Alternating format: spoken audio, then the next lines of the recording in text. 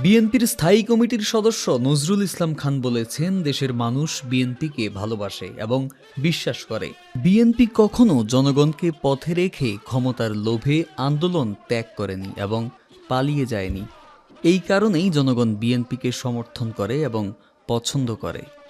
আমরা কখনো ভুলে যাব না যে আমাদের যে শহীদ হয়েছে যারা, গুম হয়েছে যারা, তাদের পরিবার পরিজনদের প্রতি আমাদের দায়িত্ব আছে।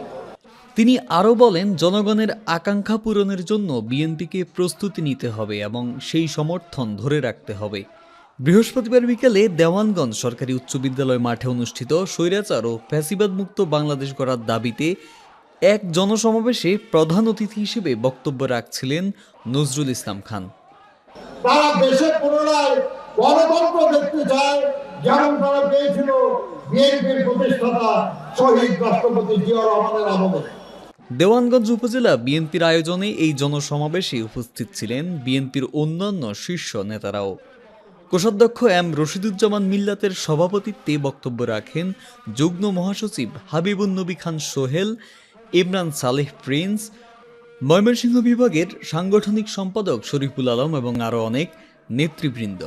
আমাদের মধ্যে কোনো ছোটখাটো বিভেদ থাকলেও ভারপ্রাপ্ত চেয়ারম্যান সাহেবের নির্দেশে আমরা সবাই ঐক্যবদ্ধ থাকবো ইনশাআল্লাহ।